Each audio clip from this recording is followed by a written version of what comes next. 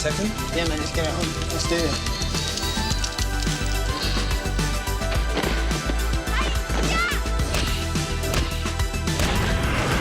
Daniel!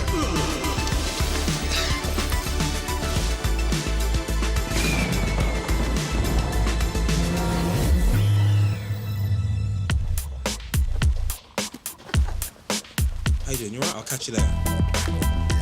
Cool. You idiot. It's like being in a nightmare you can't wake up from.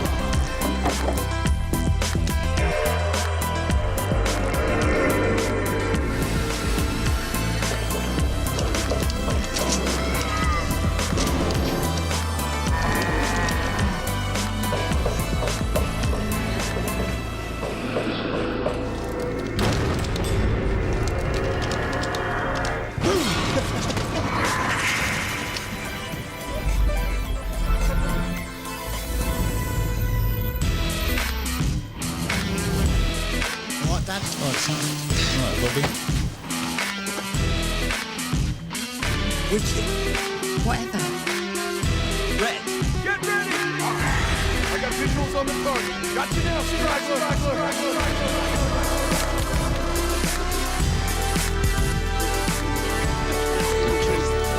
Sit.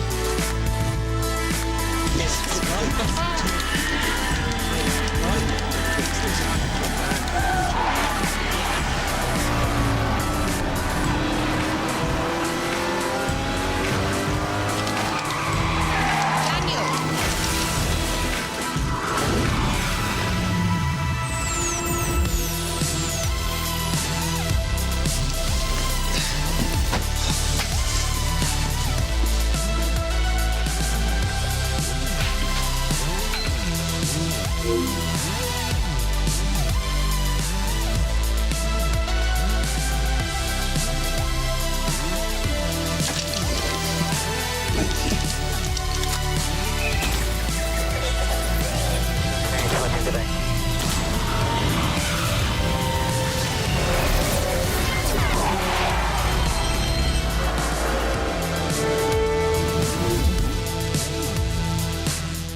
Bom dia, boa tarde, boa noite e boa madrugada. E aí, Famous, como vocês estão?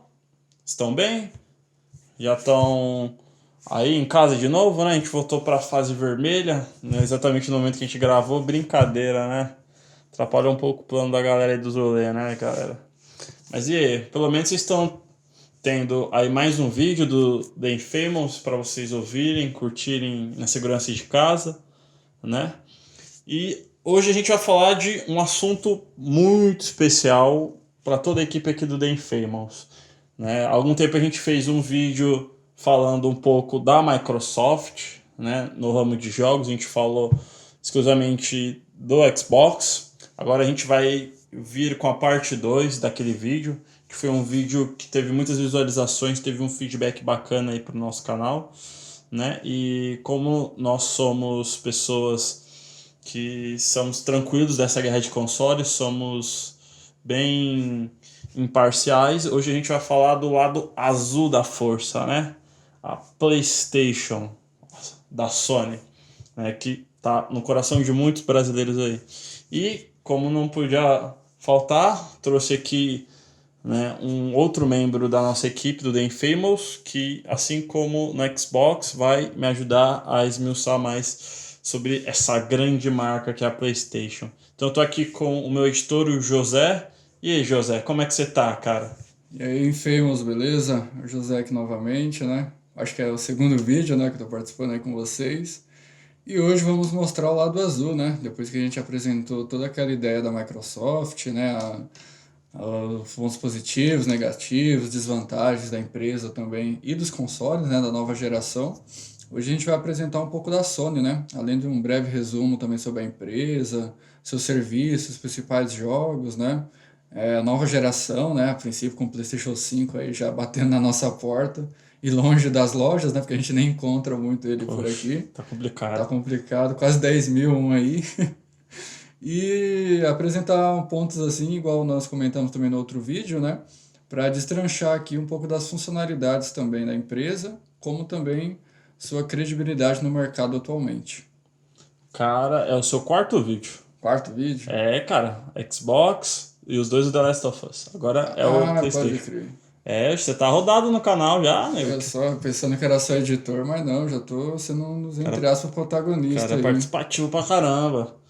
E eu acho que a gente tem que deixar bem claro, né, José? Né, inicialmente a gente está aqui para passar as informações para o público, né? A gente não vai tomar o lado da PlayStation para si, como a gente falou, vai ser um podcast mais imparcial, né? Nós gostamos de videogame como um todo, gostamos de Nintendo, Xbox, PlayStation. Claro, a gente tem a nossa marca favorita, né? A gente tem o nosso console favorito, né? Que acho que não vem ao caso nesse vídeo, né, José? E a gente vai vir aqui mais para estar conversando um pouco sobre o futuro da marca, né? O que a gente pode esperar para essa nova geração que entrou agora em novembro, né? Lembrando que a gente está gravando esse podcast agora finalzinho de janeiro, começo de fevereiro. E vamos deixar isso bem claro para não ter guerra, né? Para o pessoal não vir com as tochas umas foices na nossa casa, né? Tacar pedra, Exato, chamar de né? cachista, nintendista e coisas do tipo. Então vamos tentar ser o mais imparcial possível nesse vídeo. Né, José? Combinado, vamos sim. E esperamos que no final desse vídeo você também tenha um feedback legal aí, bacana, através das nossas observações aí e do conteúdo também, né? A gente deu uma leve estudada aqui, porque vocês não estão vendo aqui com a gente, mas tem folhas e folhas aqui com a gente, aqui só de conteúdo para passar para vocês e tentar fazer isso aqui em 1h30, né? Porque é o nosso maior desafio aqui de tanta coisa bacana que a gente pesquisou aí do lado da empresa. E então, galera, a gente vai começar agora o nosso podcast. Ajuda a gente aí, curte o nosso canal, curte o vídeo, se inscreve. Siga nós lá no Spotify também, que a gente está com os vídeos também, igualmente o vídeo que está aqui no YouTube, né? Tá lá no Spotify. Dá uma força pra gente lá, que logo mais o canal tá crescendo e sendo referência aí nesse segmento junto com vocês. Isso, a gente tá tanto no YouTube como no Spotify, ajuda a gente nas duas plataformas. Se vocês quiserem, deixem o seu comentário, podem mandar e-mails pra gente no theinfamousfirstgeneration@gmail.com, né? E a gente está aceitando críticas construtivas para próximos vídeos, estamos aceitando ideias, né? Essa, inclusive, foi uma ideia de alguns dos nossos inscritos, né? E a gente vai continuar esse quadro que bombou no primeiro vídeo. Então, dito isso, a gente pode começar, né, José? Vamos aí. Bora? Go.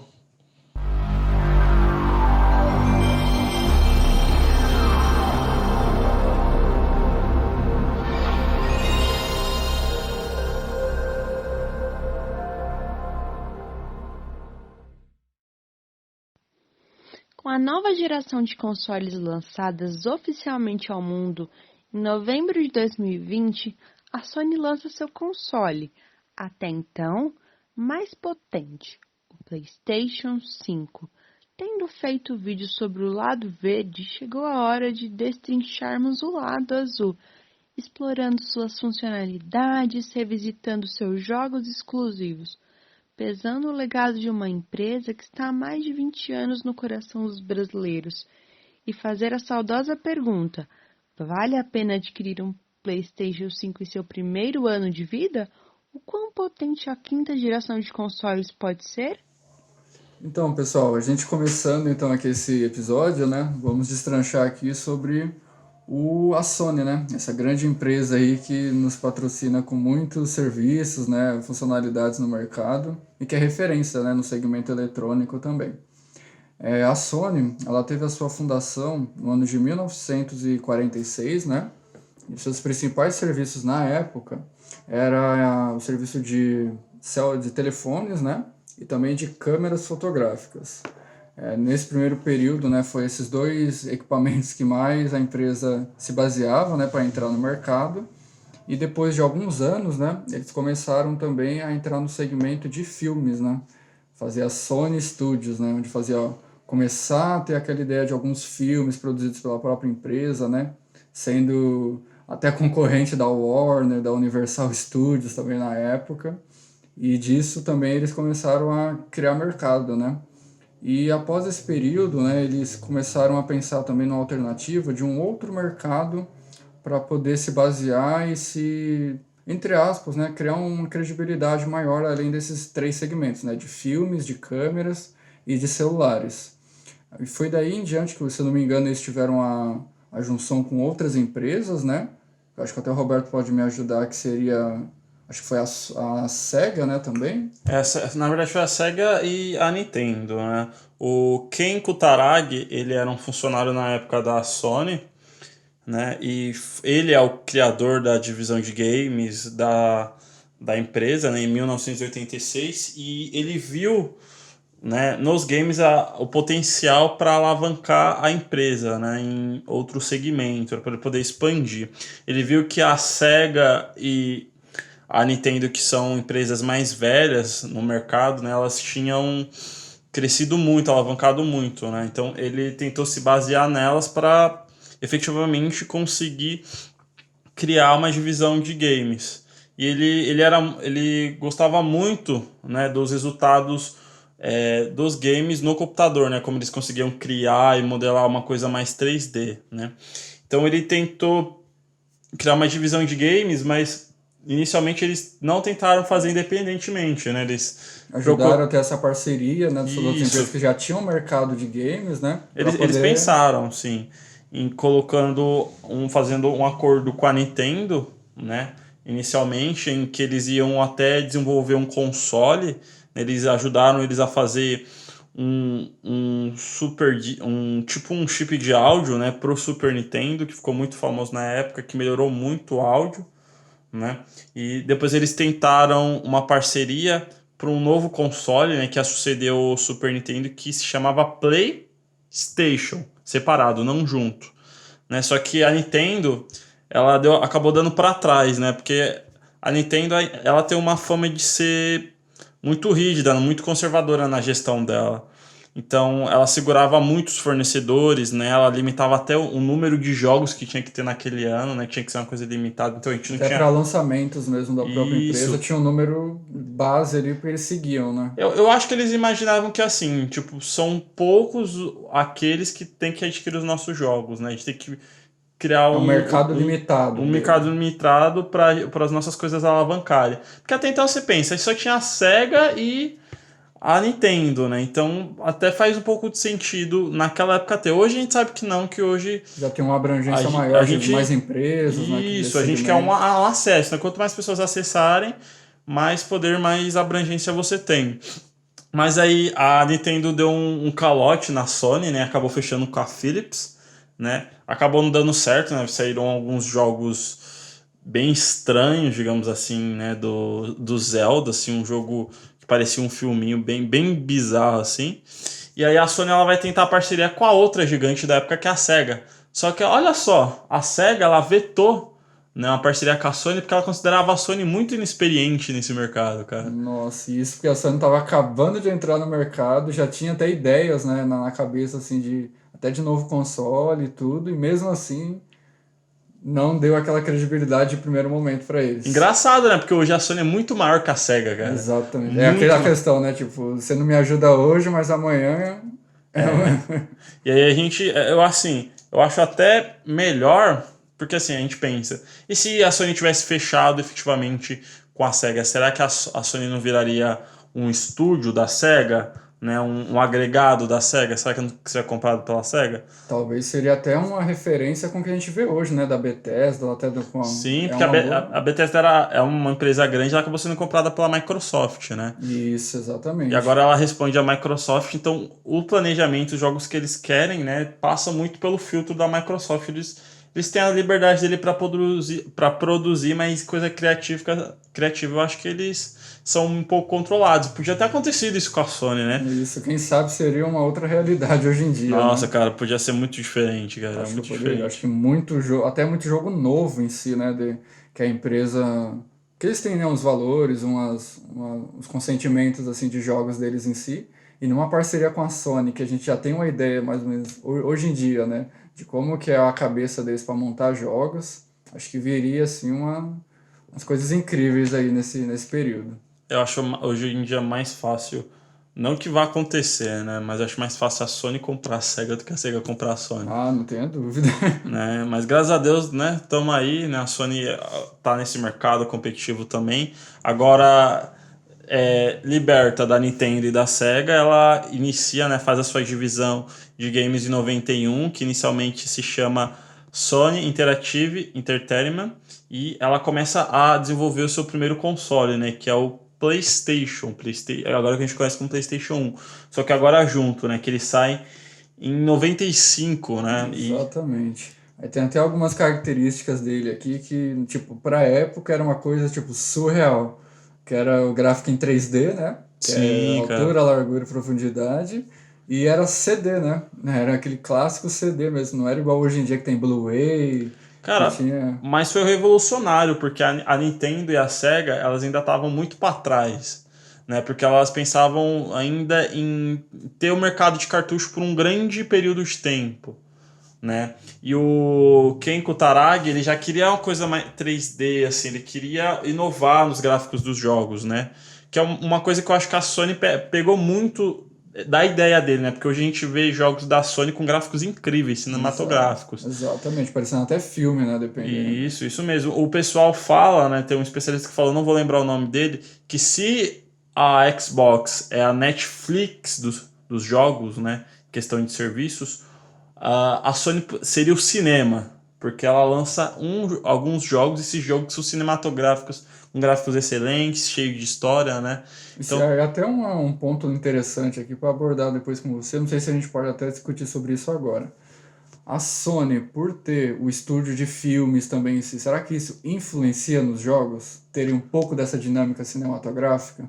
Até pensando nisso, acho que faz um pouco de sentido. Eu acho que é o contrário, cara. Eu acho que, nesse caso, os jogos que influenciam os filmes, pelo menos por enquanto, né? E esses estúdios, né? Acho que eles estão chamando agora de PlayStation Studios, né? Esses séries, esses filmes que estão surgindo, é muito por conta da cinematografia que tem nos jogos, né?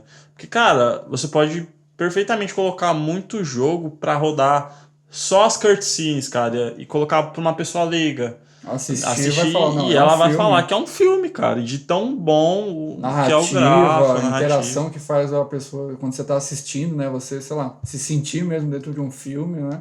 Isso, cara, exatamente. Eu vou até citar aqui 3 exemplos, que é assim, Uncharted 4, The Last of Us Parte 2 e o Ghost of Tsushima, eles têm muito emprego de cinematografia, técnicas mesmo de cinema. Então, se vocês colocarem aí no YouTube, né, tem o PH Santos, que é um canal que eu gosto muito, né, ele é um crítico de cinema, ele desenvolve muito, né, os jogos, né, como sendo ele um crítico de cinema. Ele fala, ele aborda as técnicas que estão sendo usadas, os enquadramentos, os tipos de câmera. Narrativa, né, dependendo. Isso, também. então é interessante como um entra muito no outro, porque os dois são duas formas de arte, audiovisual, né, e a gente vê como uma agora está influenciando cada vez mais na outra para fazer essa criação de jogos que é tão espetacular. Eu acho que esse é um dos motivos de os jogos efetivamente eles serem muito bons, assim, serem inesquecíveis até, cara. Sim, trazer experiências assim pro usuário que o filme proporciona, né? Deve, sei lá, você assiste um filme que te emociona, a Sony até hoje em dia tá fazendo isso com os jogos, né? Você vê um jogo assim, te emociona do início ao fim através da narrativa, personagem, né? O personagem já tem uma característica própria, é uma coisa assim que ganhou muito mercado hoje em dia. E é legal, cara, agora já citando disso, que a Sony agora ela tá agora com um estúdio próprio, né, para desenvolver filmes e séries desses jogos, né? Eles, até a presente data da gravação desse vídeo, né, a gente tem confirmado, pelo menos pelos veículos de imprensa, que existem 7 séries em desenvolvimento e 3 filmes também em desenvolvimento. Alguns a gente já tem até confirmação, que é o filme do Uncharted com Tom Holland, o ator que faz o Spider-Man, e a série do The Last of Us, que está sendo... HBO, né? Isso, produzida pela HBO, que eles vão começar a gravar o primeiro episódio, né? Já tem uma data, provavelmente saia no final desse ano, no começo do próximo. E, diga-se de passagem, estou bem curioso para saber como é que vai ser. Mas eu queria saber de você, José. São 7 séries e 3 filmes, cara. O que você acha, assim, que eles poderiam fazer pegando os exclusivos deles, os jogos próprios da empresa? Quais jogos eles podiam utilizar, você acha que seriam perfeitos para fazer séries e filmes, na sua opinião? Ó, eu acredito que de jogos assim que a Sony possui, né, de seu repertório, até de exclusivos também, o God of War seria um que traria um boom assim para o mercado de filmes, sabe? Porque além de ser um dos jogos também que eu acho que se iniciou no Play 2, né, se eu não me engano, acho que um dos referência no Play 2 era o God of War, e referência também para a Sony, né? E é um jogo que, por exemplo, tem uma dinâmica, uma história assim surpreendente, e que num filme eu acho que traria um repertório assim muito bacana. Até hoje em dia a gente vê da série do Vikings, né, toda aquela questão de cinematografia deles também, que tipo tá abalando no mercado hoje em dia. Acho que se viesse um filme do God of War, acho que seria um boom assim no mercado muito grande. E quais mais jogos você acha que a gente poderia incluir nessa lista? Porque, cara, tem projeto aí, tem bastante, são 10 projetos, cara. Então tem bastante coisa, assim. O que você acha ou quer ver, né, na tela do cinema? Eu acho que além do God of War, né, eles tentar explorar um pouquinho mais sobre os jogos esportivos deles, né? Como a Sony também tem aquele clássico do Gran Turismo, né? Que tem desde o PlayStation 1 também. Acho que ou não precisaria ser um filme, né? A princípio. Mas acho que um documentário sobre carros, a vida esportiva, com essa dinâmica do Gran Turismo também, acho que seria também um mercado legal. Mesmo que seja talvez só um documentário mesmo, falando sobre carros e a vida automobilística. Cara, eu acho interessante. Eu não tinha pensado nisso, né? Dos jogos esportivos. A gente pega muitos dos jogos de narrativa, de ação e aventura, mas essa vez esportiva também é realmente muito interessante. Pode ser que se encaixe num projeto. Eu não sei como, se é um documentário, mas como um filme ou uma série, né? O pessoal pode falar, mas a série do Gran Turismo é uma série de corrida. Mas, poxa, quantas séries de corrida a gente vê aí? Acho que não existe. Poucas, viu? Cara, se eu falar hoje, eu não conheço alguma. Mano, pode existir, mas não é uma tão relevante assim, cara. E no escopo da Sony, né, podia ser uma coisa bem legal, assim, bem bacana. Tipo, surgiu um novo gênero, sabe? De séries de corrida. Porque eu vou até usar como base, por exemplo, Breaking Bad. Porque Breaking Bad tem a premissa de ser 2 caras que vendem anfetamina, que estão no mundo das drogas. Talvez essa ideia não fosse tão legal antigamente de lançar a série. Mas a ABC, né? Produzindo a série, cara, é uma coisa assim que expandiu muito o gênero. Você vê, tipo, é um assunto, um tema assim fechado, né? Tipo, venda de drogas, tal, em si. Só que disso eles deixam uma situação mais ampla, né, para isso. Tipo, não traz só isso, traz questão de conflito entre família, tem, tipo, uso por exemplo, a cidade em si influenciando um pouco a vida deles. Tem muitos contextos, assim, que, tipo, entre aspas, até tira um pouco o foco, né, de droga e de anfetamina. Acho que isso também é um dos papéis positivos da série. Sim, sim.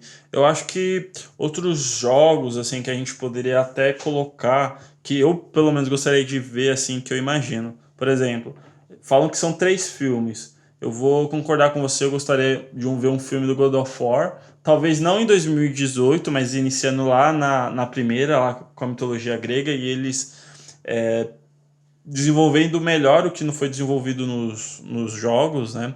Porque, assim, para quem não sabe, há rumores de filmes do God of War desde 2008, cara. Nossa, até acho que no período que lançou o God of War de PlayStation Sim, 2. eu lembro que naquela época o pessoal dava rumor de personagens que iam escalar, como ia ser a história. E a gente mesmo, assim, na época, como fãs de God of War, a gente tinha essa esperança que fosse lançar, nunca lançou, né? Mas efetivamente agora eu acho que pode ser uma coisa legal e eu gostaria de ver no formato de filme, sabe? Acho que ficaria bacana. Claro, série também seria legal, mas eu gostaria de ver em filme. Outro filme que acho que seria plausível seria pegar esses jogos de ação interativa, sabe? Da Supermassive Games ou da Quantic Dreams, que é o Detroit Become Human, o Beyond Two Souls, o Heavy Rain, o Until Dawn ou o Hidden Agenda, que são aqueles jogos que eles realmente parecem filmes, né? Eles são interativos, você faz escolhas e, cara, acho que eles se encaixam perfeitamente como um filme. Todos eles, cara, sem exceção, se encaixam como um filme. Eu acho que o Detroit Become Human, ele pode até ser uma série falando dessa coisa de revolução cibernética, uma minissérie de, sei lá, 6, 7 episódios, assim, né? Como, por exemplo, a Disney tá fazendo agora com as suas séries da Marvel e da Disney, né? Não ser uma coisa fixa que encha muita linguiça, mas ir direto ao ponto. Então acho que seria bem interessante e bem bacana, sabe? Diversificar.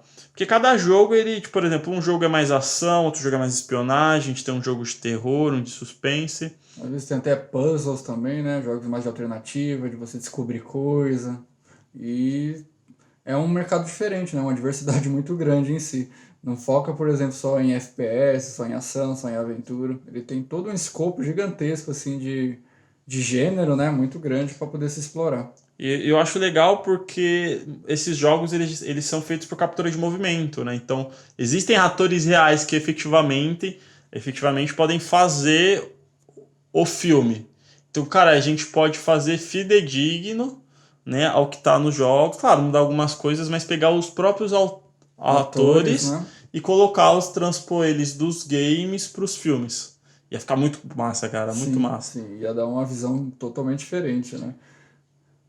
E eu acho que, assim, em questão das séries, acho que 3 séries, assim, né, que acho que combinaria muito nesse formato é o Days Gone, né, que é aquela coisa também de apocalipse zumbi, mas o jogo é muito grande, dá pra se explorar muita coisa, né, ainda a gente efetivamente não tem o 2 ainda, sequência, mas acho que combinaria muito, cara, acho que eles poderiam desenvolver o Deacon, o Boozer, e toda essa aventura deles em busca da esposa deles numa série, nem que seja uma série mais curta também, né? Assim, dá pra ter um pouco mais, tipo 2, 3 temporadas, mas uma coisa curta também seria legal. Outros 2 jogos que eu acho que seriam bacanas seria o Bloodborne, cara. Que é o clássico da Sony também, Cara, é um exclusivo. clássico, mano, é um clássico, assim, tipo, é um dos meus jogos favoritos da antiga geração, assim, é uma coisa mais gótica, misturado com terror, misturado com o próprio terror cósmico do Lovecraft, cara, uma série dessa seria incrível e que eu torço e oro pra que aconteça, cara.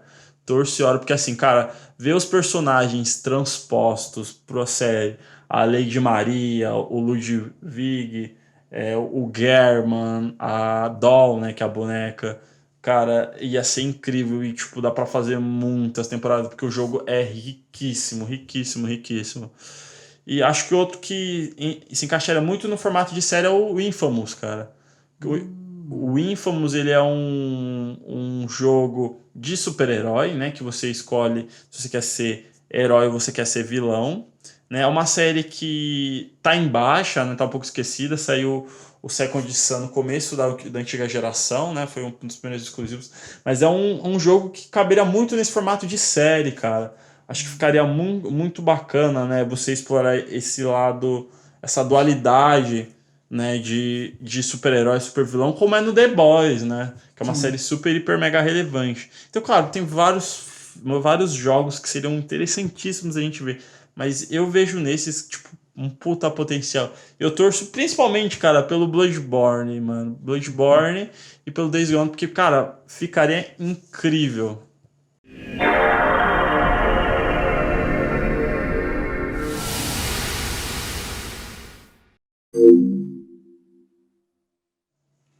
Cara, a gente é gamer, né? Já faz bastante tempo já, né? E eu queria saber de você, né? Eu vou fazer a mesma pergunta que eu fiz no vídeo da Xbox. Qual foi a vivência que você teve com a marca PlayStation? Quais consoles você adquiriu? Você teve o primeiro PlayStation 1? Com quais videogames você foi adquirindo com a época e quais jogos te marcaram? Então, gente, eu comecei, eu acho que até quando vocês ouviram também no vídeo anterior da Microsoft, né? Eu sempre comecei no computador, né? Jogando. Mas também tive uma grande experiência também com a PlayStation, né? E minha vivência, assim, começou principalmente no PlayStation 1, no ano de 99. Foi o ano que eu comprei o primeiro PlayStation 1 também. E nisso me marcou muito, assim, porque não foi o primeiro console em si, mas teve uma vivência muito grande por ser, por exemplo, um mundo mágico para mim. Tipo, eu ver uma coisinha 3D na tela da minha televisão, por exemplo. Vejo aquela dinâmica, aquele som, assim, tal. Tipo, na hora a gente falava, caramba, imersivo demais. Em comparação com hoje em dia, putz, nem se compara.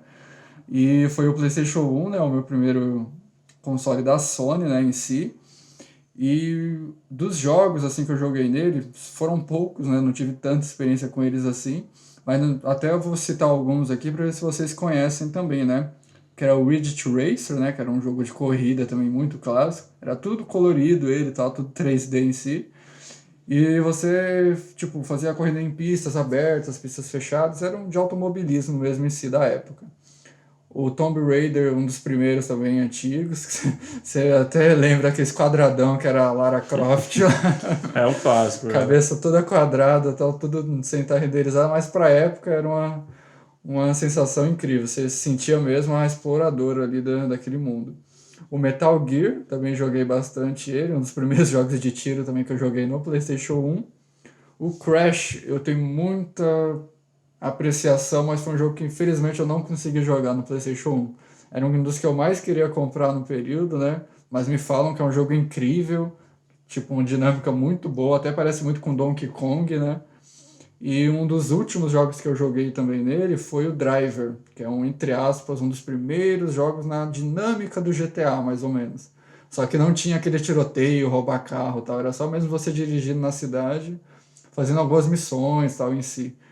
E a princípio seriam esses jogos que marcaram muito a minha infância em si. Eu queria ver com o Roberto também, se a infância dele também foi essa vivência mágica que eu tive, igual foi com o PlayStation 1, ou se outros jogos fizeram ele abrir a cabeça mais diferente assim, para esses jogos, ou para a empresa também. Cara, eu não vou mentir para você e para os nossos telespectadores.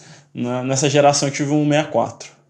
Então eu não joguei efetivamente tanto o PS1, né? Mas até pegando isso que você falou, cara, é engraçado e até muito legal a gente ver quantos jogos eles foram lançados, eles fizeram muito sucesso no PS1, cara.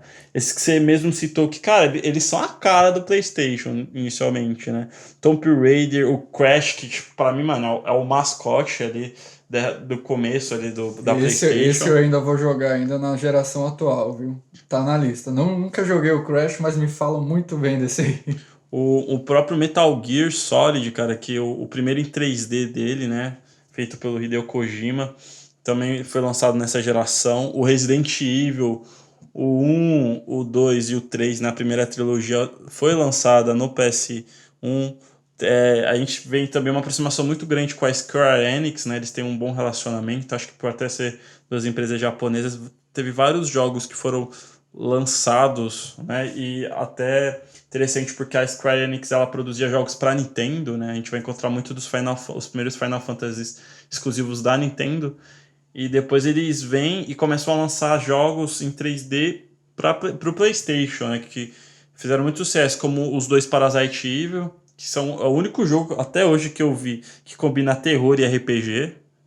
Cara, claro, tem o Bloodborne também, né? Muito bom, mas foi o pioneiro nesse movimento. Tem os próprios Final Fantasy, né, que eu gostaria de recomendar do 7 ao 9, que são excelentes, né? Inclusive o 7 até teve um remake. O remake atualmente, né? E um que, tipo, mano, é muito injustiçado e que eu gostaria muito de um remake, cara. Eu comparei a qualquer console que tivesse esse jogo em remake, que é o Van Great Story, cara. É um jogo excelente, que se passa no mesmo mundo de Final Fantasy, é muito bom, né? Mas, apesar de eu não ter jogado muito efetivamente o PS1, cara, o PS2, misericórdia, cara, eu tenho muitas horas no PS2, muitas horas mesmo, você não tem noção. Acho que o PS2, assim, cara, não tem uma pessoa, né, pelo menos daquela época, que foi gamer, que hoje é gamer, que não jogou o PS2, cara. Não, acredito, acho mesmo muito difícil, né? Porque ele foi lançado no ano de 2000, né, se eu não me engano, e teve quase a marca de 155 milhões de cópias vendidas. É o console mais vendido, né, cara? Com certeza. Até o dia de hoje, quando a gente está gravando esse episódio, né, é o console da Sony com mais vendas, assim, estourado no mercado, né? Mas faz até sentido, porque o Nintendo, né, tinha o 64 e depois teve o GameCube, que já foi em CD. Mas as fitas do 64 eram muito caras. Quem é mais velho vai lembrar, vai concordar comigo, que as fitas eram muito caras, ainda pegou essa época. O GameCube, ele não era tão acessível, né? Você tinha que exportar ele de fora, efetivamente. O PS2 não, o PS2 já era feito aqui, já, né? Não precisava ser exportado para cá. E o Xbox estava lançando, né? Tinha o Xbox normalzão, mas ele tipo era um videogame, um console que ficou mais nichado nos Estados Unidos, naquela região ali. E também teve aquela coisa da pirataria, né, cara? Que ajudou, que deu alegria para todos nós, cara. É o sonho de todo mundo, é a lembrança afetiva de todo mundo pagar, tipo, R$10 em 3 jogos. Não, é R$10 em 3 jogos, cara. Eu lembro até hoje, mano. Todo mundo que tá ouvindo deve ter ouvido isso. Olha, um jogo tá custando 5, mas eu faço 3 por 10. Mano, todo mundo ouviu isso, cara. Todo mundo. E era excelente, cara. E os 3 jogos que ainda vinha, pelo amor de Deus, era só clássico. Você podia pegar, sei lá, um GTA San Andreas, um Resident Evil 4 e, sei lá, um FIFA. Isso que é legal, porque você não tinha diferenciação, porque acho que até os tiozinhos não jogava, né? Exato. Então você não tinha diferenciação de preço, tipo, nossa, esse aqui é um GTA, então eu vou cobrar muito mais alto. Esse aqui é um Black, vou cobrar... esse aqui é um jogo assim que quase ninguém gosta, então eu vou cobrar mais baixo. Eles tinham meio que um valor igualitário, né? Igualitário, Mesmo sendo gêneros diferentes, né? Você via assim, tipo, pau a pau, um com o outro. GTA e Resident Evil, pra eles era, tipo, clássico do mesmo jeito desse incrível console que foi o PlayStation 2. E, cara, eu acho muito foda, porque agora, mano, os jogos eles vão aumentando cada vez mais, né, o custo de produção deles, né, e isso reflete muito no preço deles, né, no mercado, tanto mídia física como mídia digital. E, mano, eles estão absurdamente caros, cara, absurdamente caros. Mano. Vou citar 2 exemplos aqui. Se vocês procurarem Sekiro Shadows Die Twice, ele tá custando R$800, a mídia física. Nossa. O Hellblade tá custando R$350, cara. Como é que a gente passou de 10 pra 350, de 10 pra R$800, mano? Nossa, tem vários fatores, né? Eu acho que, não sei se é o valor de mercado do console, infração do Brasil, mas... isso é vandalismo, isso aí, velho. Não é um processar. É um assalto. Isso é um assalto, velho. Isso é um pecado, mano. É um crime contra os gamers. Isso não pode, né? Mas, brincadeiras à parte, o PS2 já foi um videogame que eu já joguei mais, né? Todo mundo tinha um PS2, né? O legal, assim, que o PS2 ele veio como um videogame que ele rodava jogos e você conseguia efetivamente rodar DVDs também dele, né? Isso, né? Ele começou também a ter o drive de DVD, né? Diferente do PlayStation 1, que era só drive de CD. Isso. Aí você podia, sei lá, ver um filme, um DVD de música, um clipe de música, você colocasse no Play 2 ele rodava. E é aquela coisa, o pessoal fala tanto da retrocompatibilidade do Xbox, mas a primeira empresa a efetivamente ter uma retrocompatibilidade foi a Sony. Exatamente. Né? Porque muitos jogos do PS1 pegavam no PS2, pelo menos nos primeiros modelos do PS2 pegava-se assim. Eu não sei porque que descontinuaram isso, né? Mas é fato que a Microsoft depois acabou aproveitando, né? A Sony deixou de lado e agora tá voltando. Mas era um ponto positivo também. Fora, mano, a biblioteca de jogos que, mano, era do caralho, velho. Cara, GTA San Andreas, God of War, cara, surgiu no PS2, o 1 e o 2. Shadow of the Colossus, que toda geração eles lançam o Shadow of the Colossus. O Okami, a franquia Kingdom Hearts, que também é da Square, era exclusiva do PlayStation. A gente tem o Resident Evil 4, que é um dos jogos mais vendidos da geração. o Metal Gear Solid 3, o Black, o Devil May Cry, que também surgiu aqui no PS2, né? Nossa, Devil May Cry 4, pelo amor de Deus, que jogo incrível, velho. Então, cara, também surgiram excelentes franquias aqui, cara. E, tipo, fez a alegria de muita gente. Tanto que até hoje tem muita gente que ainda tem um PS2, cara. Com certeza. Eu acho que só pela nostalgia também, né? Pela experiência que você passou naquele período, foi uma coisa, assim, tipo, surreal. E eu acho que um ponto só negativo disso aí, eu acho que até o Roberto lembra também, que era quando você comprava um jogo e tal, e aparecia aquela mensagem vermelha na tela, insira o disco novamente, que tipo, não aparecia o logo do PlayStation. Poxa, esse era o Ficava drama de todos puto os demais gamers, com né? isso. Aquela qualidade dos DVDs eram ruins, né, cara? Sim, mas nossa, imagina, você comprava o jogo, colocava e você aparecia a mensagem vermelha, mano, seu mundo acabava naquele momento. E a Sony ela até tenta corrigir isso, né? Colocando na próxima geração no PS3 o Blu-ray, né, como principal mídia para rodar no seu console, ao contrário, por exemplo, da Microsoft, que continua ainda com DVD, né? Eu acho que sim, isso é bom porque aumentou a qualidade dos jogos, mas efetivamente isso acabou diminuindo, acho que um pouco da força do console, né? E, por exemplo, eu nunca tive um PS3. Você teve um PS3? Não cheguei a ter. Eu parei no 2 e depois migrei só pro 4. Então, muitas pessoas acho que fizeram isso, cara. Por exemplo, pegaram um PS2, jogaram, né? Alguns continuaram no PS3, eu tenho amigos que continuaram, mas são pouquíssimos. A maioria tinha Xbox 360 por ser mais acessível, né? E por conta disso, muitos acabaram migrando pro 4. Mas, cara, eu sinto porque perde-se muitos jogos de uma geração para outra, né? Por exemplo, tinha o God of War 3, que graças a Deus veio pro 4, né? Mas que então era só exclusivo daquele.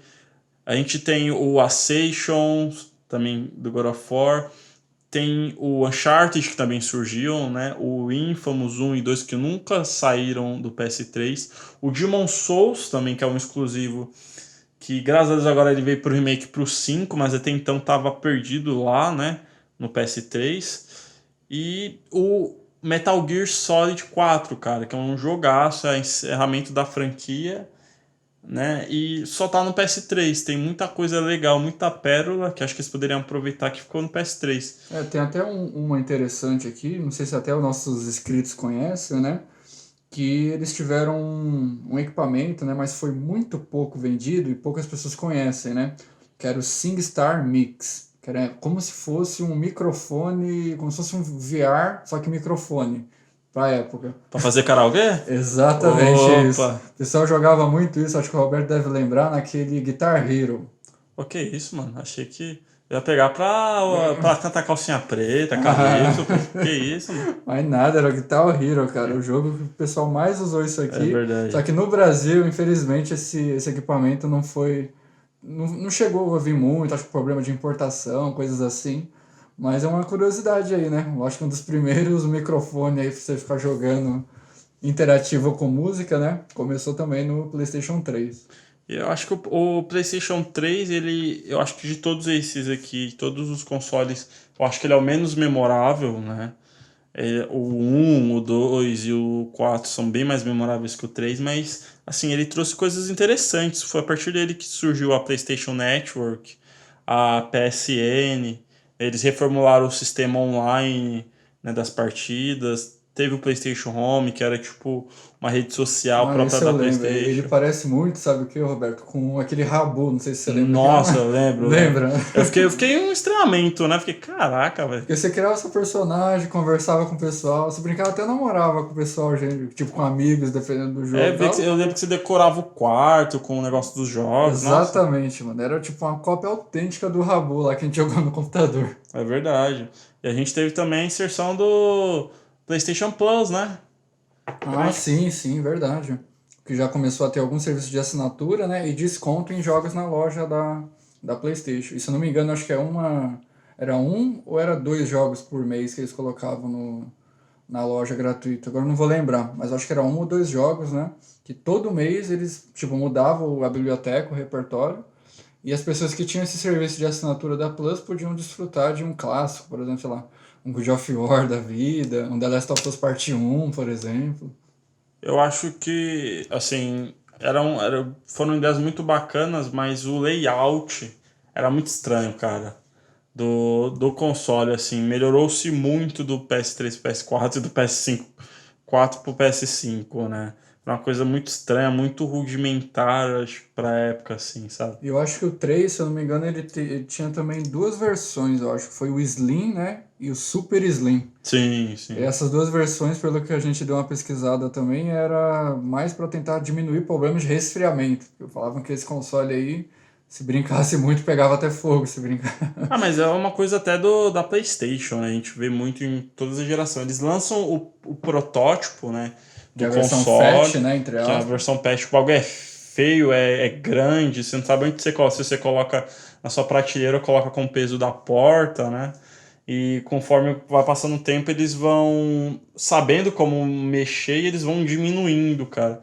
A gente pode, mano, qualquer um dos consoles, você pega a PS1 e PS2, a versão deles, a Fat, e depois você pega a última versão, que geralmente a Slim é menorzinha, Pocket, cara, é muito grande a diferença de dimensões deles, E de cara. hardware também, né? Que mesmo, tipo, você diminuindo o tamanho físico do console, ele melhora também o desempenho dentro através do hardware, né? Melhora as peças, melhora memória, assim, coisa, para dar uma melhor experiência também pro Você vai ver, usuário. cara, o PS5, tipo, mano, ele segura um portão, né? Mas o final da geração do PS5 a gente vai enfiar o PS5 no bolso. De tão pequeno que eles vão deixar o bichinho. É isso que exatamente. E logo mais a gente vai abordar o nosso ponto aí também sobre os rumores aí de novas versões desse console. Eu acho que um dos pontos positivos até da Sony é porque eles investem muito em portáteis também, né? Ao contrário, por exemplo, a Nintendo entrou agora, né, no mercado dos portáteis, né? Ela fez híbrido, agora tá no portátil, que é o principal dela. Mas a Sony ela já vem com essa coisa do portátil, cara, desde lá do PS1, mano. Teve o Pockstation, cara, que era tipo Tipo um memory um card, memory card com a telinha que você jogava alguns jogos, mano. Tipo, poucas pessoas vão lembrar dele, poucas pessoas efetivamente tiveram, mas eu considero que foi um dos primeiros portáteis que existiram.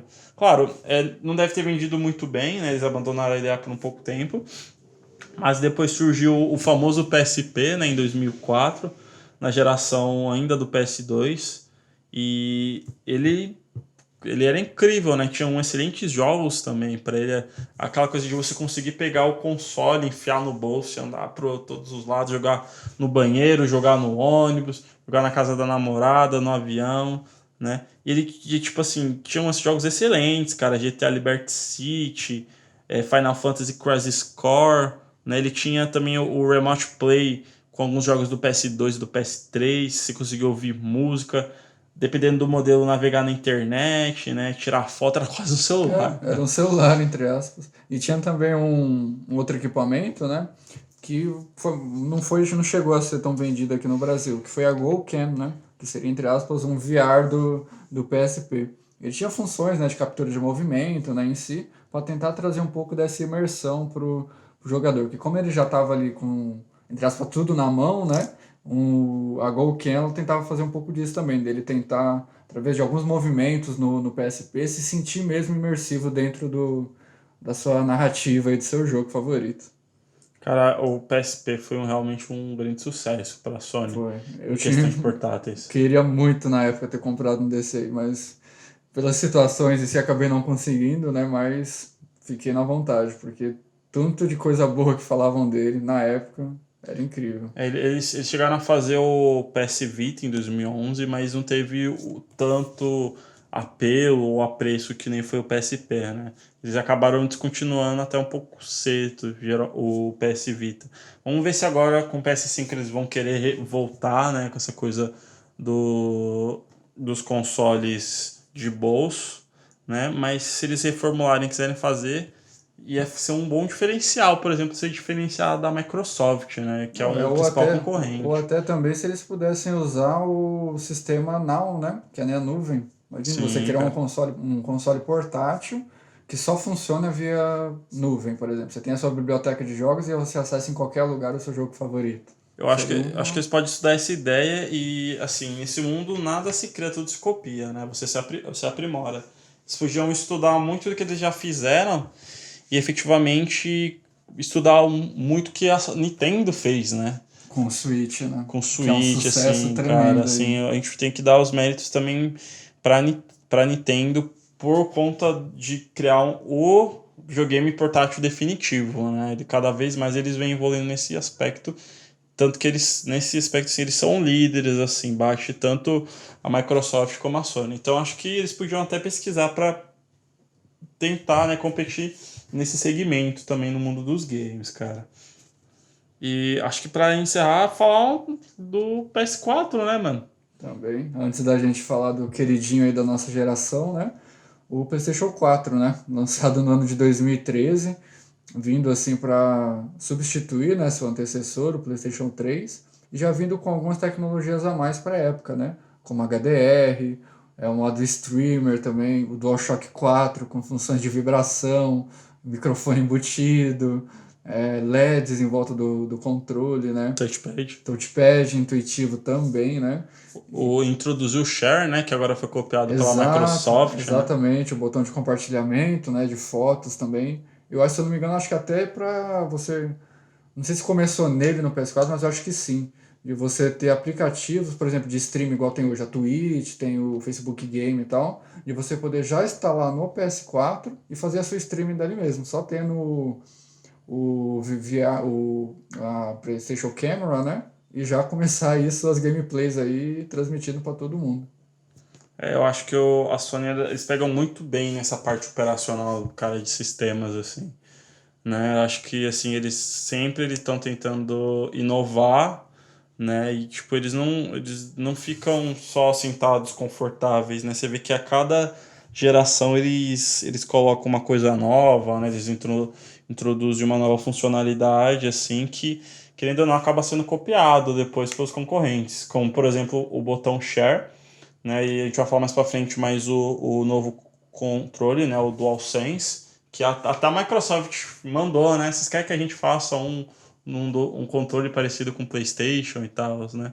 Então você vê que não é mais do mesmo, né? Não é só a ergonomia, eles realmente mudaram muito o sistema prezam deles. muito também pela usabilidade do usuário, né? Tipo, o que o usuário necessita, usa, assim, e acha que, tipo, que deve ser importante para ter um controle, né? Eles vão lá pra frente, vão no Twitter, vão nas coisas e comentam pro pessoal, falam, não, a gente quer isso, isso e isso. E através desse contato também com o cliente, né? Tentar melhorar um pouco esse relacionamento aí também, né? Porque são duas empresas grandes e que favoreciam também através dos seus equipamentos. E a adaptabilidade dos caras mesmo, assim, realmente é incrível, cara. Se você entrar no menu de adaptabilidade deles, cara, tem a opção para todos os tipos. Acessibilidade, né? Às vezes até pessoas que possuem necessidades especiais tal em si, Consegue. eles se adaptam exatamente ao que a pessoa possui, assim, para tentar trazer aquela experiência que um usuário comum, assim, consegue ter através dos jogos, do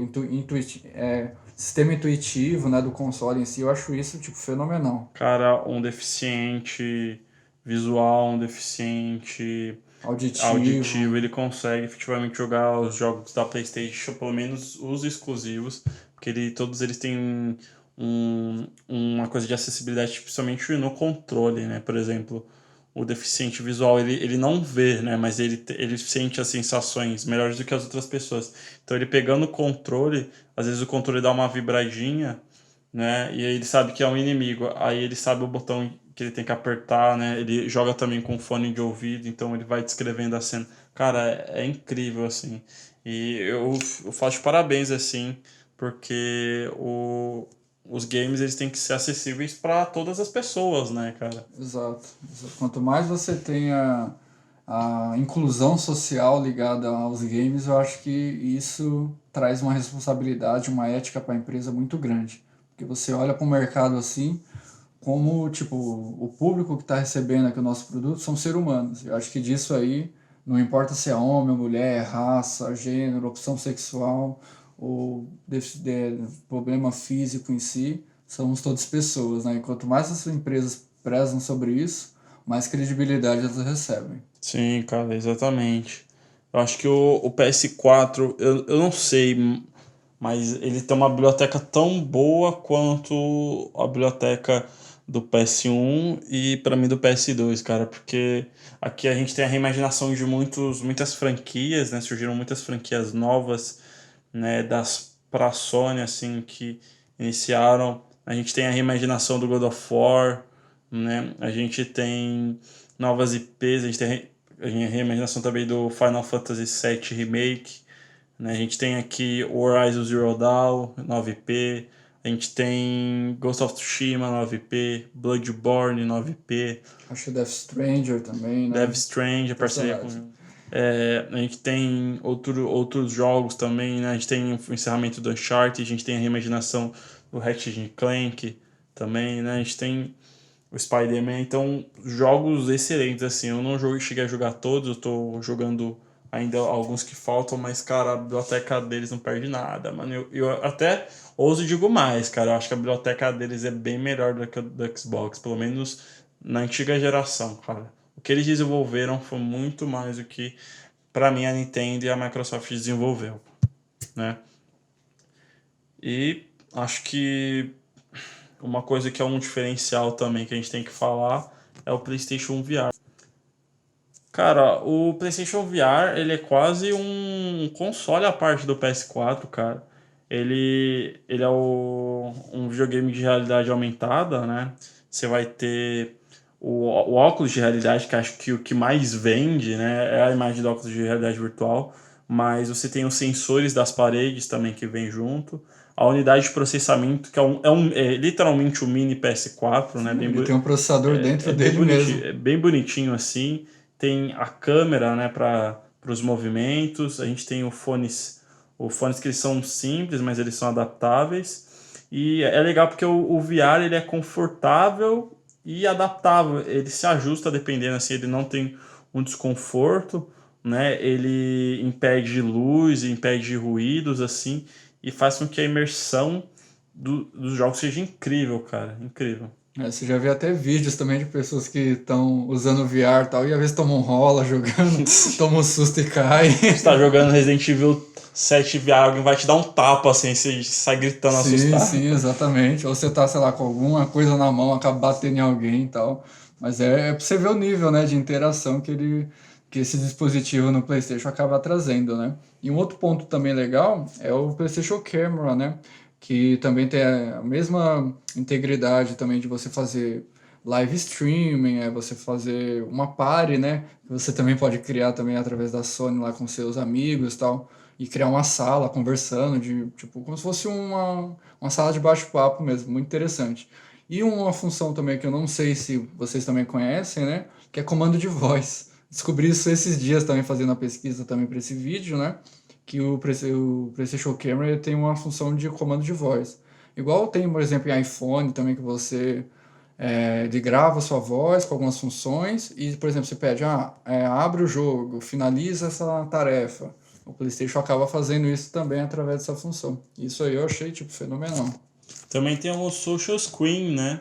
Que ele, tipo, a pessoa vê pela realidade virtual, mas pelo social screen você consegue transmitir o que a pessoa está vendo na televisão, no computador, para que outras pessoas que estejam vendo a jogatina consigam presenciar, né, ou sentir o que a pessoa está vendo, né? Exatamente. Isso, exatamente. Assim, a resolução ela é um pouco menor, né, do que no óculos VR, mas é legal assim, que todo mundo pode estar participando, né? E assim, a gente sabe que o PlayStation VR é meio salgado, né? Ele chega a ser mais caro que um PS4, né? Dependendo, assim. E, cara, é realmente um outro console, né? Porque é toda uma coisa diferente, assim, a idade de processamento. Mas, cara, ele tá custando de R$2.200 a R$4.300 pela pesquisa que a gente fez aí de mercado. Cara, e é bem salgado, assim, cara, bem salgado. Tudo bem, podia custar uns R$1.000, 900, assim, já valeria mais a pena, a gente se interessaria mais. Mas, cara, é muito caro, mano. Você é louco, muito caro. Acho que nem na Santa Efigênia você não acha tão barato assim. E igual o Roberto comentou, né? O preço mesmo de um console. Porque você vai ver hoje em mercado, assim, o PS4 Pro, né? Que é a última versão do PS4. Você encontra ele por, tipo, valor de mercado R$3.000. e um VR ser 4 mil, você já Puta, é vê. foda, né, velho? Você vai pegar o quê? Um VR ou um PS4? Ou até o PlayStation 5, dependendo. velho? Então é foda, assim, e eu sinto um pouco porque, assim, tem jogos legais, assim. Tipo, alguns eles adaptam pra VR, né? Como Skyrim, o Doom, o Resident Evil que a gente citou aqui. Mas o Drive Club também, mas ele tem até jogos exclusivos muito bons, cara. O Blood and the True, né? O Rush of Blood, que é um spin-off do Until Dawn. O Half-Life Alyx, que, tipo, é Até o... ganhou o prêmio, né, na mano, última... é tipo... Mano, é o ápice do VR, o pessoal fala assim, fala que é incrível. Fala que isso é referência mesmo. Não é à toa que ganhou o Game of the Year lá como melhor VR de 2020. Cara, e é aquela coisa, né? Tipo, é a continuação de Half-Life que o pessoal espera há anos, né? Não é o 3, mas tá aí.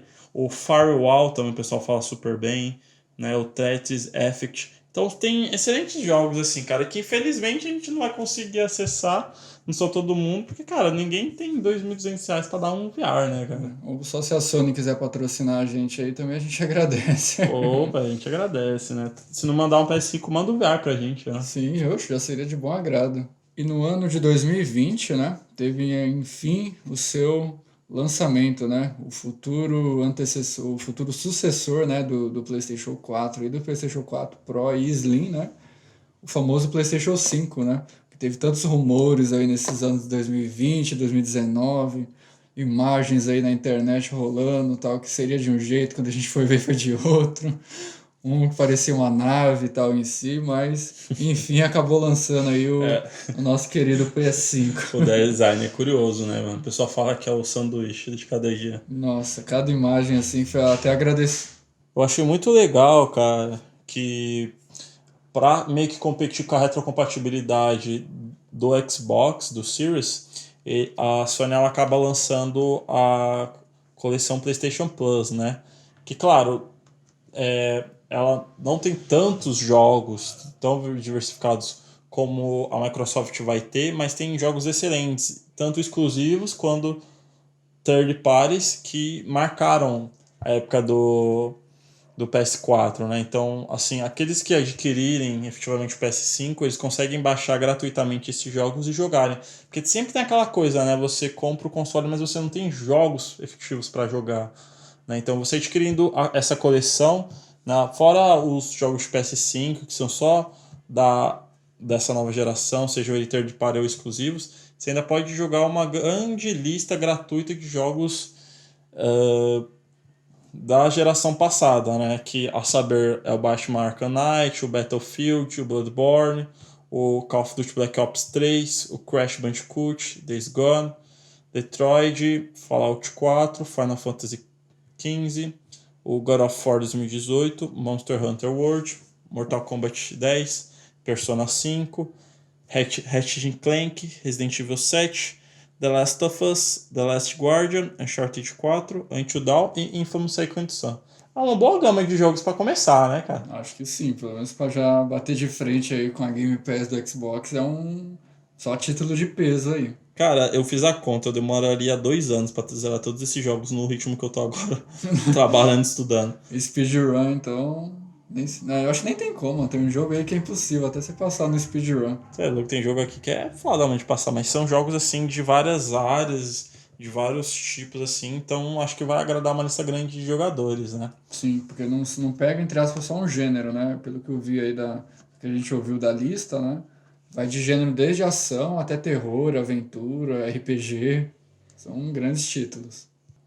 Cara, eu acho que o maior ponto positivo do PlayStation da Sony efetivamente são os jogos, cara.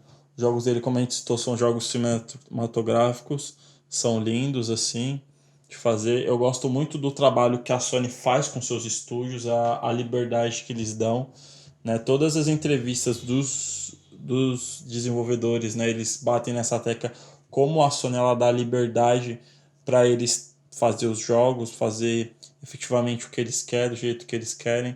E eu acho isso muito bacana, né? Tanto que a gente vê IPs novas e IPs velhas que são reimaginadas aqui e que são incríveis, os jogos são fenomenais assim, né? E acho que muitas pessoas comparam, acho que eu vou até citar, assim, né, aquela coisa de questão de quantidade para qualidade, né? Por exemplo, a Microsoft, ela tem muita quantidade, mas lançamento de exclusivo ou de jogos, assim, com qualidade, com excelente qualidade, que tenha uma abrangência muito grande, é difícil ainda para eles que estão começando a desenvolver esse projeto agora. Já a Sony, ela já está entrosada com os estúdios dela, né? Eles já estão com projetos aí, eles já estão colhendo frutos que a Microsoft vai começar a colher no meio da geração. Isso até pela influência da compra das empresas, né? Com a Bethesda junto, para Isso tentar ainda entrar nesse mercado dos exclusivos. Eles estão alinhando as ideias ainda, cara. Uma coisa que a Sony começou a fazer lá na época do PS3 e que colheu os frutos no PS4, vai continuar colhendo, porque tem uma gama de coisas ainda para sair. Mas eu acho legal como cada uma dessas empresas, elas são meio que um organismo vivo, cada uma ajuda a outra, né? Por exemplo, Tipo, são concorrentes, mas no mercado em que elas estão inseridas, entre aspas, trabalham juntas. eu não diria que concorrentes, elas são empresas irmãs dentro desse organismo que é a Sony, né? Por exemplo, a gente pega a Kojima Productions, né? Que é do Hideo Kojima, que fez o Dead Stranding. A Guerrilla Games emprestou o programa, né, para desenvolver toda a engine, né, e a Kojima Productions acabou utilizando e até melhorando a engine para a própria Guerrilla Games. Então eles se ajudam, alinhamento de informações, né, por exemplo, a Sucker Punch, ela faz muita parceria com a Insomniac, faz muita parceria com a Naughty Dog. Então, tipo, os estúdios, eles se conversam, às vezes eles acabam emprestando profissionais, cara. É muito legal ver esse ecossistema, né, que é desenvolvido. Essa conectividade, né, entre empresas para um bem maior, que seria a produção desses jogos. E a gente vê um dos motivos para esses jogos serem tão fodas e tão fenomenais assim, cara. E, cara, tem que dar parabéns para essas empresas. E o número de IPs que a Sony tem, que ela tá planejando colocar no mercado, é surreal, cara. Só pra você saber, eles têm a Ben Studios, né, que é responsável pelo Siphon Filter e o Days Gone. Eles têm a Guerrilla Games, que é do Killzone e do Horizon Zero Dawn. A Insomniac Games, que eles compraram recentemente, né, que elas estavam bem próximo da Xbox, a Sony aproveitou e comprou. Que, cara, eles são donos do Spyro, do Ratchet & Clank, do Resistance Fall of Man, né, que é uma IP do PS3, e o Spider-Man, cara. Tem o Japan Studios, né, que é a divisão do Japão, que ajuda, né, outras empresas, né, eles ajudaram a produzir o The Last Guardian, fizeram o Gravity Rush, né, a Naughty Dog, a gente dispensa apresentações, né, falar, cara. né? Jack and Dexter, Uncharted, The Last of Us, né, a Polypony Digital, que faz todos os Gran Turismos, a San Diego, né, estúdio que faz o MLB The Show, a Santa Mônica também, né, cara, que é uma das joias da coroa, também dispensa comentários, os caras fez God of War, e a Sucker Punch, cara, que tem a Sly Cooper, Infamous, e agora veio com Ghost of Tsushima, cara. E eu venho até, né, eu acho que muitas pessoas falam que a Sony, ela precisa efetivamente comprar novos estúdios, né, para competir com a Microsoft e tal, porque a Microsoft tá que nem a Disney, tá comprando Deus e o mundo. Se piscar, compra até tua mãe, né? E acho que, assim, a PlayStation, eu acho que ela investe mais em expansão de estúdios do que compra deles. Porque eles acabam, às vezes, dividindo, por exemplo, tem um estúdio em específico e nesse estúdio eles têm algumas equipes. E às vezes uma equipe ela é tão foda, ela é tão boa que eles criam um estúdio só para aquela equipe, para eles desenvolver a IP deles.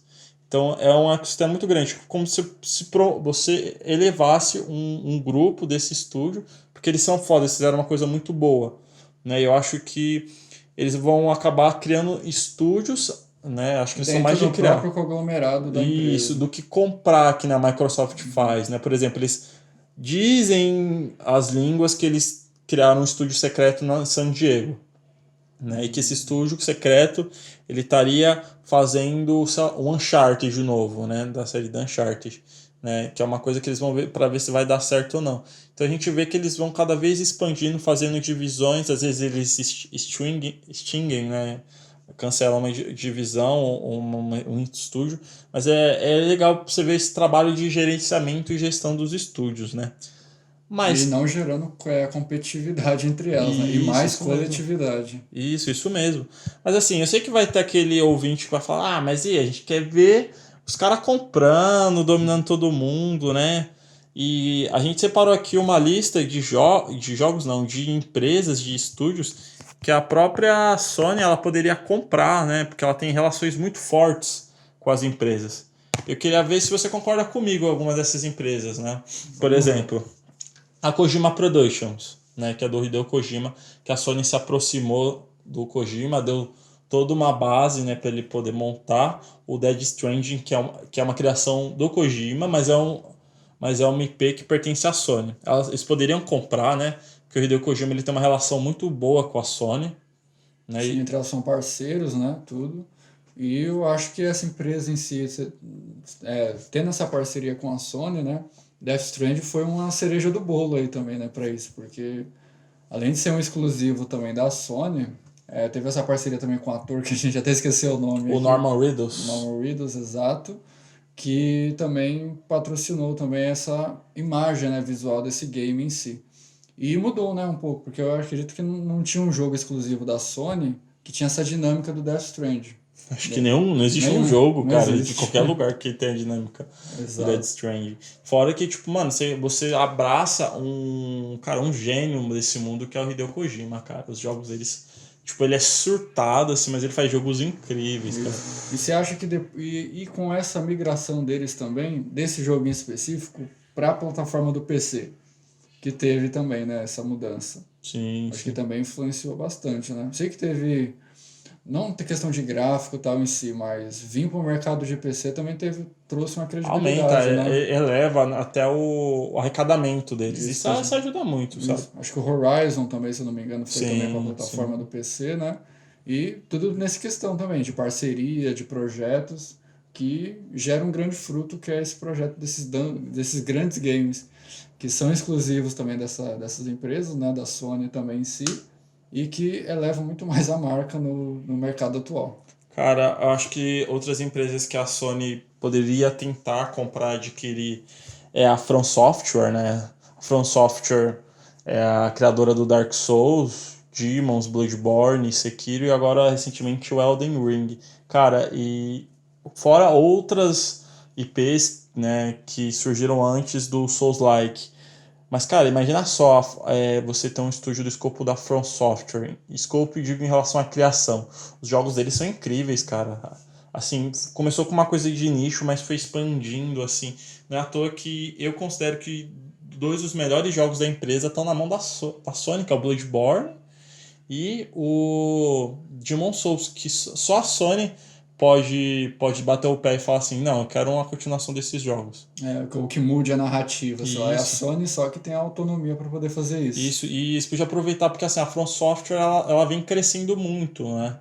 E há aquela coisa de ela tornar-se um estúdio independente e se expandir mais para ficar do tamanho de uma Capcom, de uma Ubisoft. uma Ubisoft, exatamente, né? Mas é um estúdio assim que acho que também por ser japonês tem uma grande relação com a Sony. Tem empresas que têm relação com a Nintendo e com a Sony, mas a From Software, pela natureza dos jogos, eu acho que combina mais com a Sony. E a Sony, se pudesse, com certeza compraria, né? Quem sabe. Acho que outras empresas assim que a gente pode citar é a Level 5 também, que faz Kimi no Kumi, que fez o 1 e o 2, que também são RPGs. Né? A Supermassive Games, a Quantic Dreams, são esses jogos mais interativos. Né? A Quantic Dreams fez 3 jogos exclusivos da Sony, mas falou agora, junto com a Supermassive, que eles vão lançar jogos para as 2 gerações, para os 2 consoles, né? Tanto que a Supermassive está lançando agora aquela antologia de terror, The Last Hope, Man of Medan, né? Agora vão lançar o 3º, que também poderia ser comprado, né? Por eles, por ter uma grande relação. A Rosemark, que é o que vai lançar essa nova IP no PS5, que é o Returnal também, né? Sim. E, cara, a que pra mim mais faria sentido que a Bluepoint, cara. A Bluepoint que fez remake do Shadow of the Colossus, fez o remake do Demon's Souls, fez remaster do God of War 1 e 2 pro PS3, fez o Uncharted Collection. Cara, o grupo é foda, mano. Os caras sabem fazer remaster e remake. Por que não comprar eles e deixar tipo uma divisão de uma empresa que faça só remasters ou remakes e depois, se eles se provarem, deixa eles fazer uma IP? Quantos jogos a gente, tipo, da Sony, que a gente não podia ver um remake, um Exato, remaster, que era só cara? mesmo, ou você tem o console antigo para poder jogar a versão original, ou não jogava, né? Isso, exatamente. Então, você tem uma divisão de uns caras que sabem fazer remake, cara, remaster. Porque não é tão fácil como o pessoal pinta, mano. Tem uns remaster muito cagado, cara. Temos que até altera a história, dependendo. É, assim, então, assim, acho que é uma empresa, assim, muito boa, que tem uma forte ligação com a Sony e que podia, cara, podia dar super certo, podia trazer ótimos resultados, assim, cara. Acho que, assim, é uma empresa de médio porte, acho que a Sony podia não deixar, podia adquirir para não deixar passar, né?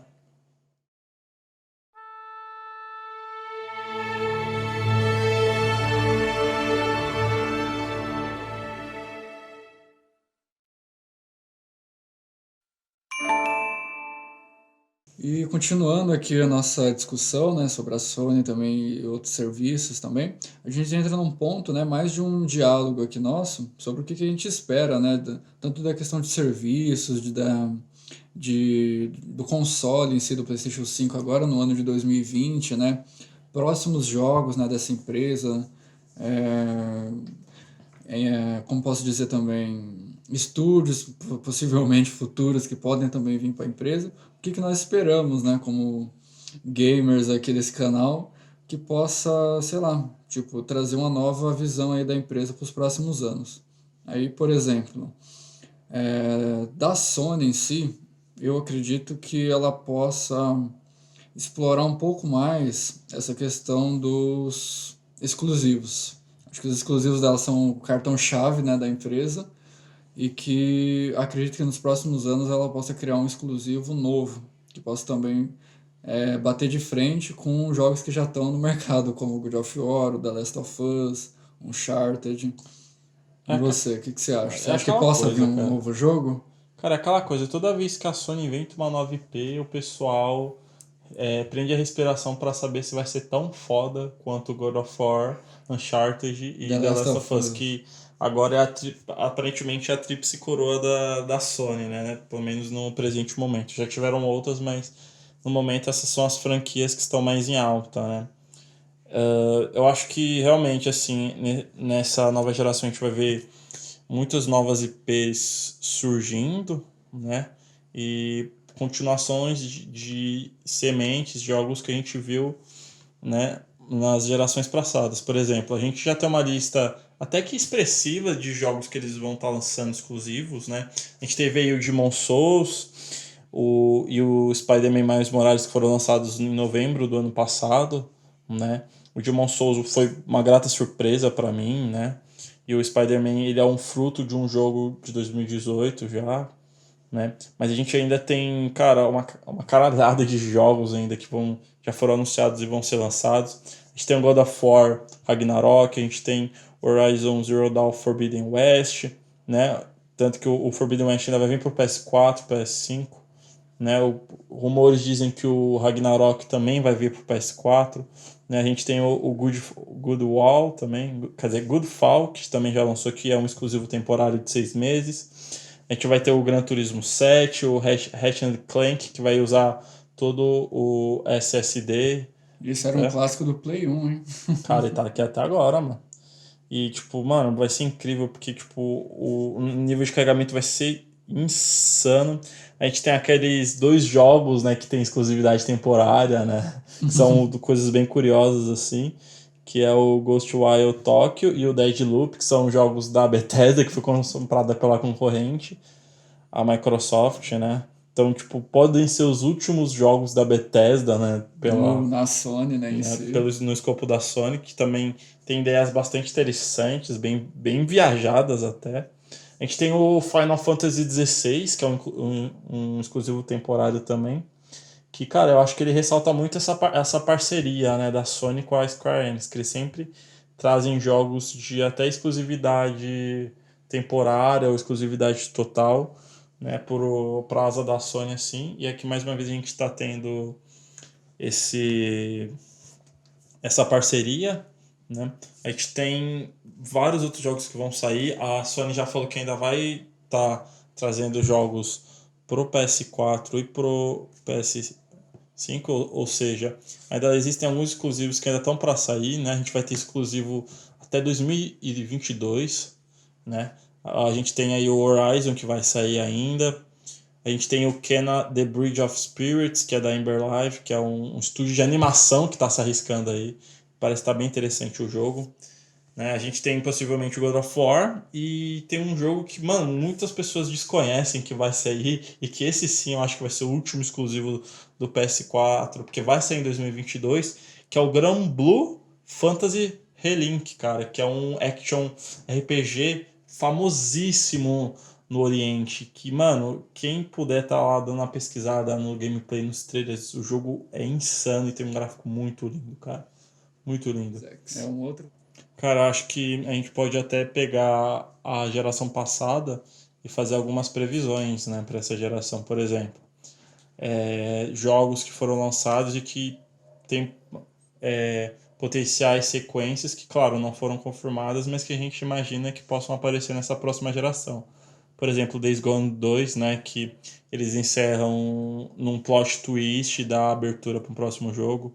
O The Last of Us 3 também, né, que a gente está esperando desde que lançaram o 2, a gente já queria o 3, né, que para encerrar a trilogia e que, segundo rumores, a Naughty Dog já está trabalhando nisso já. A gente também tem o Ghost of Tsushima. Recentemente, a empresa, como é que fala? A Sucker Punch, né, eles abriram vagas de emprego, né, para um novo jogo.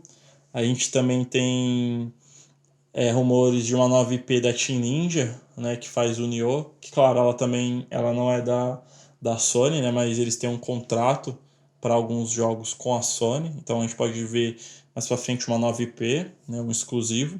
A gente tem aqueles famosas teorias da conspiração, né, um Silent Hill novo aí, né, um Silent Hills aí, um soft reboot que o pessoal falou que ia ser anunciado ano passado, do Game of the Year, acabou não sendo lançado. Quem sabe apareça aqui, né, a gente pode sonhar também. E acho que eles podem trazer franquias até mais antigas, cara, como, por exemplo, Jax and Daxter, né, que teve seu último jogo no PS3, e Resistance, cara, que foi uma série que teve uma trilogia de jogos pela Insomniac, que, cara, acabou sendo esquecida no churrasco, mano. É do PS3, a trilogia do PS3 acabou. Acabou nele. E eles podiam estar revivendo, né, essa franquia. Fora também o que a gente já tem confirmado, que é o Final Fantasy VII Remake Parte 2 e provavelmente a Parte 3 que também vão sair, né? Porque se o 7, na parte 1, ainda tá exclusiva da Sony, o 16 vai sair temporário, com certeza a Parte 2 e a Parte 3 vão sair, nem que seja temporariamente como exclusivo da Sony, né?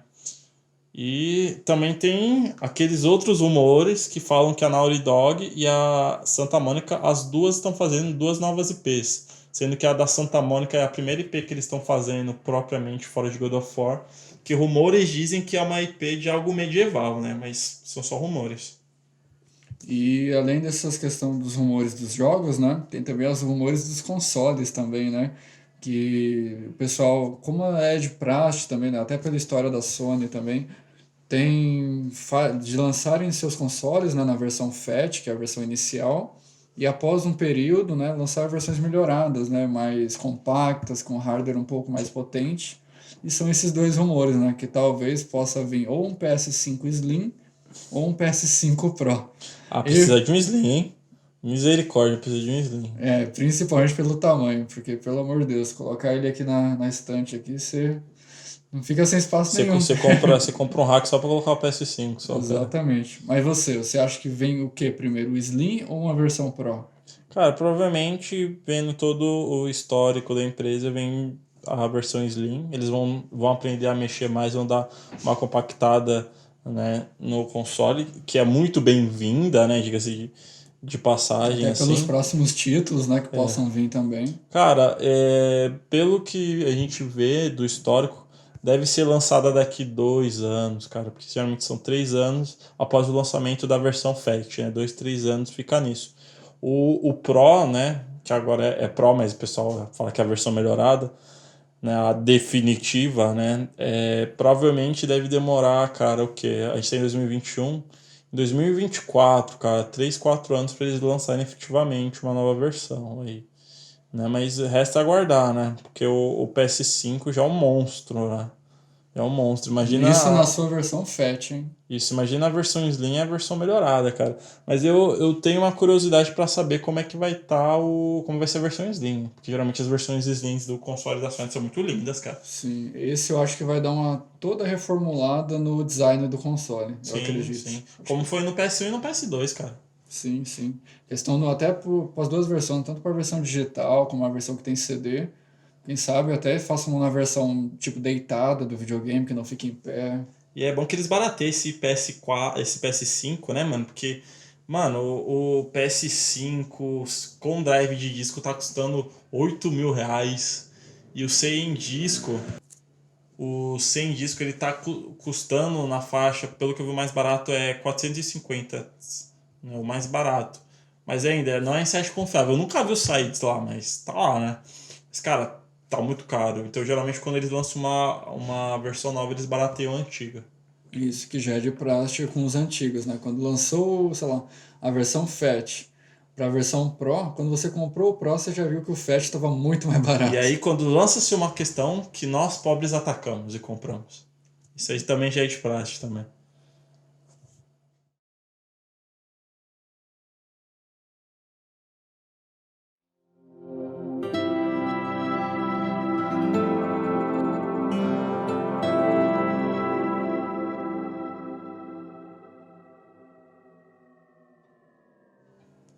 A gente pode ver que o futuro da Sony aí, cara, ele é brilhante, mano. Tem coisa pra caraca pra sair ainda, né? Eles podem estar colocando mais acessórios, serviços na PlayStation Now pode sair também, que é o catálogo de games, né? Tem muita coisa ainda pra gente ver, né?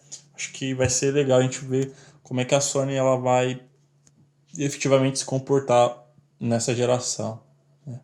Mas é isso aí, esse foi o nosso papo sobre Sony, referente ao PlayStation. Né? Espero que vocês tenham gostado, né? Gamers, a gente fez, né, esse vídeo até pelo feedback positivo que a gente teve no outro da Xbox, a gente conseguiu reunir muitas informações, né? Nós como gamers, que somos gamers, somos fãs, né? A gente achou legal estar trazendo um vídeo, né, para tá informando mais sobre a PlayStation, a Sony nessa geração, né? E até fazer valer, porque a gente fez um da Xbox, por que não fazer um da Sony, né, cara? E, gente, muito obrigado quem ouviu até aqui, né? Eu e o José falando. Por favor, ajude aí a gente no nosso trabalho, dê um puta trampo para fazer, deixa seu like, compartilha com os amigos, compartilha com seus grupos aí, né?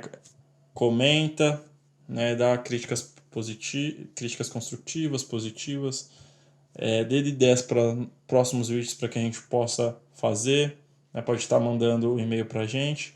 Olha aí na nossa playlist, a gente tem vídeos sobre o Xbox, a gente tem vídeos sobre Cavaleiro do Zodíaco, sobre The Last of Us, e a gente ainda vai estar trazendo muito conteúdo para o canal, e aguardem que a gente ainda vai ter novidades, atualizações de próximos vídeos. E muito obrigado quem ouviu até aqui. Se inscreve no canal, né? Ativa o sininho. E acho que é isso, né, Joseph? Isso aí. Não esquecer também de apoiar a gente lá no Spotify.